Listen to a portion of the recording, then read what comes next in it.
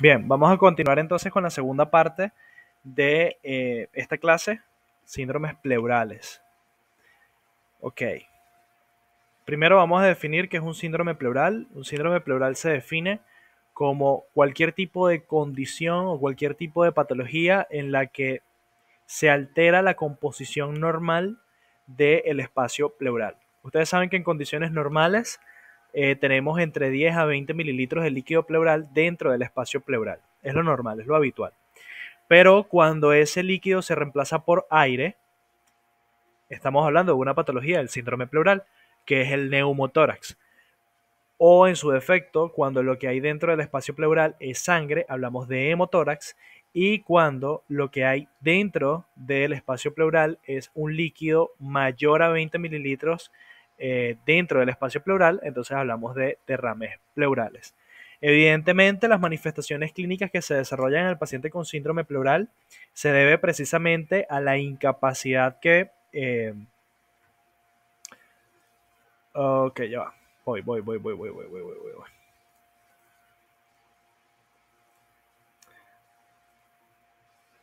Ajá, ¿me escuchan? ¿Ven todos? ¿Ahora sí? Ok. Las manifestaciones clínicas que se ven en este tipo de pacientes, pues evidentemente se deben a la acumulación de líquido o aire dentro de la pleura o dentro de la cavidad pleural. Porque ese aire o ese líquido que está dentro del espacio pleural ejerce presión sobre el parénquima pulmonar e impide que se pueda expandir de forma correcta. ¿Ok? Entonces todas las manifestaciones clínicas dependen de eso. Bueno, lo primero que vamos a estudiar es el derrame pleural, que es la ocupación de la cavidad pleural por volúmenes de líquido de tipo trasudado o exudado mayor a 20 mililitros. Es importante destacar que la etiología del derrame pleural es sumamente numeroso, ¿ok? La fisiopatología que subyace a cada uno de esos agentes etiológicos es distinto, pero en líneas generales podemos agrupar a los derrames pleurales en dos tipos: derrames pleurales de tipo transudativos y derrames pleurales de tipo exudativos o exudados, ¿ok? Llévense esto. Los trasudados casi siempre se producen por alteración de presión hidrostática capilar, por ejemplo, un aumento de la presión hidrostática capilar, o en su defecto por una disminución de la presión oncótica del plasma. ¿Ok? Entonces, cualquier tipo de patología que altere la presión hidrostática capilar o la presión oncótica de plasma va a derivar en un derrame pleural. ¿Ok? Por esa razón, la insuficiencia cardíaca congestiva es causa del derrame pleural por aumento de presión hidrostática capilar. La cirrosis hepática también es una causa de derrame pleural de tipo transudativo por hipoalbuminemia, al igual que el síndrome nefrótico, y el TEP o tromboembolismo pulmonar por aumento de presión hidrostática capilar. Una característica muy importante de los derrames pleurales clínicos que de repente te pudiese orientar un poquito acerca de la posible etiología del derrame pleural es cuál de los dos o cuántos o cuál de los hemitórax esté afectado en el derrame pleural. ¿Por qué les explico esto? Porque no es común observar un derrame pleural bilateral en una neumonía, en una patología neoplásica o en una tuberculosis. Eso no es común, no es común. Pero sí es bastante común observar derrames pleurales bilaterales en pacientes que desarrollan patologías que alteran la presión hidrostática capilar o que alteran la presión oncótica de plasma. Ejemplo: insuficiencia cardíaca congestiva, cirrosis hepática, síndrome nefrótico, tromboembolismo pulmonar o hipotiroidismo. Aquí es frecuente la afectación bilateral de tórax, ¿ok? O sea, que tengamos derrames pleurales bilaterales. Eso es súper frecuente. Es importante definir o tener por lo menos una sospecha de cuál puede ser la etiología para poder definir el manejo, porque un derrame pleural bilateral que es causado por alguno de estas etiologías no se drena, ¿ok? A estos pacientes no se les hace paracentesis, ¿ok?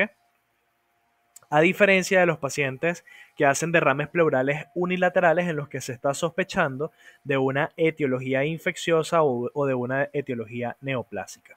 Entonces, fino, ya hablamos acerca de los trasudados, vamos a hablar acerca de los derrames pleurales de tipo exudativos. Aquí, el mecanismo fisiopatológico que subyace al derrame pleural es el aumento de la permeabilidad capilar de los vasos sanguíneos, generalmente por aumento en la síntesis de citoquinas proinflamatorias. ¿Y cuáles vendrían siendo entonces esas patologías que te producen aumento de las citoquinas proinflamatorias? Bueno, las neumonías, ¿ok?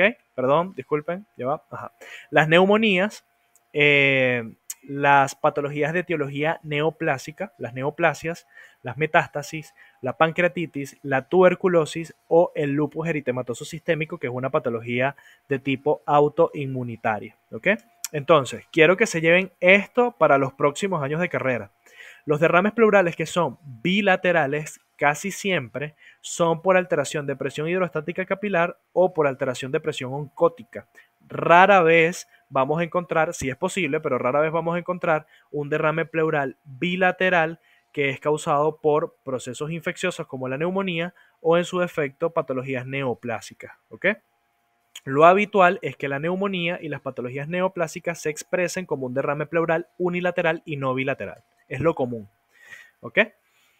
Ahora, ¿qué se hace regularmente con esos pacientes que tienen derrames pleurales? Bueno, si lo que se está sospechando es que el paciente está haciendo un derrame pleural bilateral por alguna causa trasudativa, entonces en esos casos no se hace toracocentesis, o sea, no se coloca un catéter dentro del espacio pleural para quitar o para sacar el líquido. El derrame pleural se, se mejora o desaparece inmediatamente después que trataste la causa. Por ejemplo, si la causa es una insuficiencia cardíaca congestiva y revertiste la insuficiencia cardíaca o le diste medicación al paciente para la insuficiencia cardíaca, eventualmente mejora el derrame pleural. Lo mismo con la cirrosis hepática y el síndrome nefrótico, o sea, se reabsorbe el derrame pleural. ¿Ok? A diferencia de las etiologías de tipo neoplásicas, autoinmunitarias o en su defecto infecciosas que sí requieren una toracocentesis, disculpen, que es el procedimiento que se utiliza para poder drenar el líquido que está dentro del espacio pleural. ¿Ok? Podemos clasificar a estos derrames pleurales en varios tipos. Tenemos los hemotórax, quilotórax y empiema. ¿Ok? Hemotórax cuando lo que está dentro del espacio pleural es sangre, quilotórax cuando lo que está dentro del espacio pleural es linfa y empiema cuando es pus, secreciones purulentas en el interior del espacio pleural. La determinación de lo que hay dentro de ese espacio pleural se hace mediante la toracocentesis. O sea, ya se los he mencionado en varias oportunidades en esta diapositiva. La toracocentesis es un procedimiento médico quirúrgico que consiste en introducir un catéter en el interior del espacio pleural para tratar de sacar la mayor cantidad de líquido posible con dos fines. Uno, con un fin terapéutico en caso de los derrames pleurales por neumonías, por tuberculosis, por patologías neoplásicas. Y lo otro, para poder investigar la causa que subyace al derrame pleural. Ese líquido que nosotros sacamos podemos llevarlo a un laboratorio para un análisis citoquímico y un análisis bacteriológico, para de esa forma definir si se trata de una, o sea, para definir en este caso la etiología del derrame pleural. ¿Ok? ¿Qué otra cosa tengo que comentarles de acá? Esto que ustedes están observando aquí se llaman criterios de Light. ¿Ok? Estos criterios de Light a veces son preguntas de examen en semiología y si no se lo preguntan en semiología probablemente se los van a preguntar en medicina interna. Es una pregunta bastante frecuente.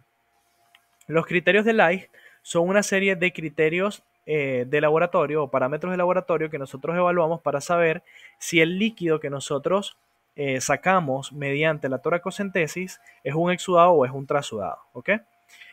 Allí se evalúan varios parámetros, entre ellos la relación de la lactato deshidrogenasa pleural y del suero, perdón, el cual tiene que ser igual o menor a 0.6 para ser un trasudado y mayor a 0.6 para ser un exudado.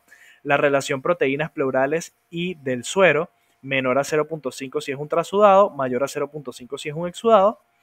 Y el LDH en líquido pleural es menos de 2/3 del límite superior del valor normal del lactato de deshidrogenasa sérico para el trasudado y mayor a 2/3 en el exudado.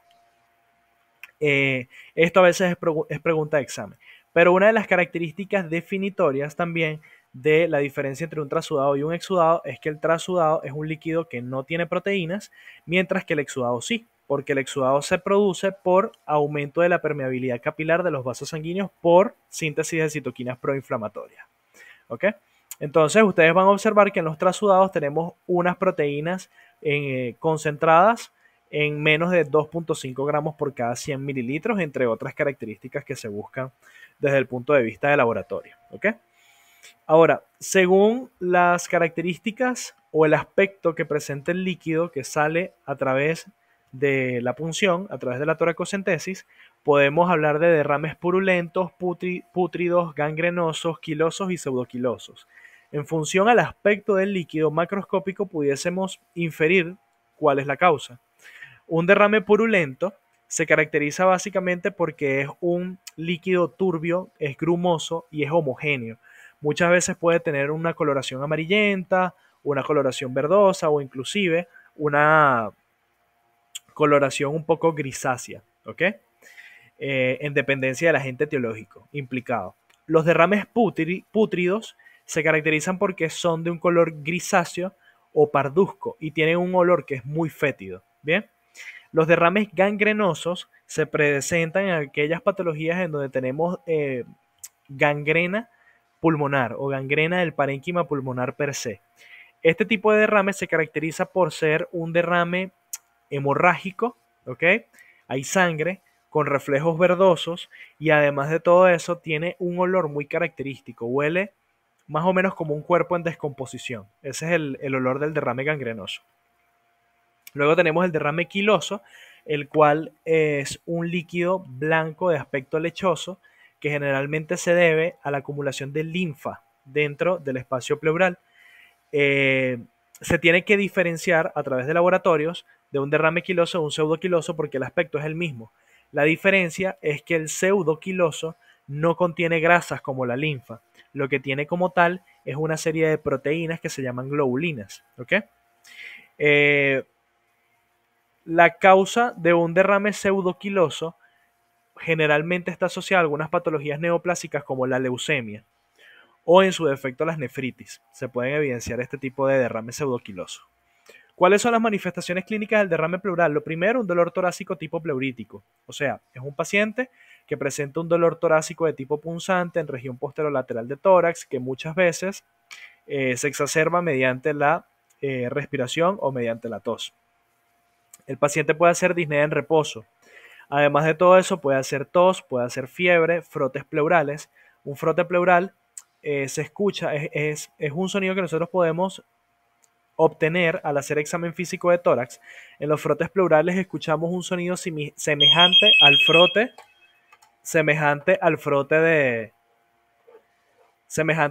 de un cuero de un vehículo. Más o menos así suena. Cada vez que el paciente respira suena como que si estuviésemos frotando un, eh, un cuero. Es un frote pleural. Vamos a tener hipoexpansibilidad de la caja torácica unilateral en el hemitórax afectado y disminución del murmullo vesicular, porque aquí tenemos interferencia de los sonidos. O sea, imagínense que tenemos el pulmón, pero afuera del pulmón hay líquido, sobre todo en las bases pulmonares. Entonces, cuando ustedes intentan auscultar al paciente, no escuchan nada, cuando allí debería haber un murmullo vesicular. Hay disminución y a veces ni siquiera se escucha. ¿Ok? Otra de las características muy notorias en un paciente con derrame pleural es que estos pacientes te hacen modificación de la posición al momento de dormir o cuando se encuentran en posición de cúbito supino. Si el paciente está en decúbito supino, el paciente no tolera esa posición. El paciente tiene que estar en decúbito lateral. En decúbito lateral derecho o izquierdo, en dependencia al cual sea el hemitórax afectado. Si es un derrame pleural derecho, el paciente se acuesta en decúbito lateral derecho, ¿ok? Sobre el sitio donde está el derrame, para que el otro pulmón, que está perfectamente bien y expansible, pueda respirar, ¿ok? O pueda ventilarse adecuadamente. Si es un derrame pleural izquierdo, es al contrario, el paciente se acuesta en decúbito lateral izquierdo. Eso es un signo clínico característico del paciente con derrame pleural. Bueno, esto es un pequeño resumen de todo lo que pueden encontrar desde el punto de vista semiológico. Luego tenemos el neumotórax, muchachos. El neumotórax también es bastante frecuente. En este caso, lo que tenemos como tal es acumulación de aire, más no acumulación de líquido dentro del espacio pleural. Este tipo de patologías puede ocurrir en pacientes que no presentan neumopatías conocidas o en su defecto puede aparecer como consecuencia de una patología pulmonar de base que ya el paciente tenga. La etiología es sumamente variable. En el neumotórax podemos tener neumotórax provocado por bulas. Las bulas son como masas llenas de aire que crecen dentro del parénquima pulmonar, que muchas veces se deben a los hábitos tabáquicos. Llega un momento en el que estas bulas se revientan y terminan generando un neumotórax que se denomina neumotórax espontáneo. ¿Ok? Tenemos los enfisemas, como ya lo habíamos mencionado en enfermedad pulmonar obstructiva crónica, la tuberculosis, el trauma penetrante, puede ser por heridas de arma blanca, puede ser por heridas de arma de fuego, las fracturas costales también te pueden provocar neumotórax, los carcinomas o los soportes ventilatorios de alto flujo. Y hay otra causa más que es la iatrogenia médica, es decir, a veces se necesitan hacer algunos procedimientos médico-quirúrgicos, como por ejemplo la colocación de un catéter venoso central, y por mala técnica o por equivocación, el médico puede perforar la pleura intentando colocar el catéter. Entonces eso se le llama neumotórax iatrogénico. ¿Okay? El neumotórax también lo podemos clasificar en varios tipos. Hablamos de neumotórax cerrado, neumotórax abierto, neumotórax a tensión y neumotórax o neumotórax a tensión. El neumotórax cerrado se caracteriza básicamente porque tenemos una pleura perfectamente intacta y un pulmón, ¿okay? Que está afectado y que está dejando escapar el aire. O sea, en líneas generales, el aire sale del pulmón, queda en el espacio pleural y no se mueve porque la pleura está intacta. La pleura no tiene orificio de salida. A diferencia del neumotórax abierto, en donde tanto el parénquima pulmonar como la pleura presentan una comunicación. Están comunicados ambas estructuras. ¿Okay? Entonces, allí el aire puede entrar al espacio pleural durante la inspiración, pero también puede salir. Bien, el neumotórax abierto. Entre los dos, el de mejor pronóstico es el neumotórax abierto, evidentemente. Porque si el aire consigue salir del espacio pleural, el deterioro que presenta el paciente es mucho menor. Perdón. También tenemos el neumotórax espontáneo, como ya les había comentado, generalmente son pacientes con neumopatías subyacentes tipo bulas. La bula se revienta y se produce el neumotórax espontáneo. Y luego tenemos el neumotórax a tensión.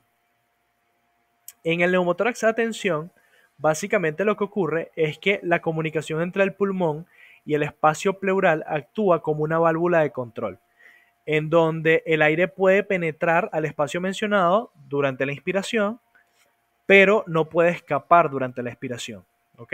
El aire queda retenido, porque la comunicación entre el pulmón y la pleura es mediante una válvula. ¿Ok? Técnicamente. Eso es un neumotórax a tensión. Bueno, luego tenemos las manifestaciones clínicas. El paciente puede presentar dolor torácico en punta de costado, ya lo hemos descrito anteriormente, la disnea, la cianosis y el enfisema subcutáneo. Esto es un signo clínico característico del paciente con neumotórax porque ya una vez que el aire comienza a salir del espacio pleural, llega a lo que vendría siendo el tejido celular subcutáneo. Entonces, la piel del paciente se hincha, se forman como especie de unas burbujas o como especie de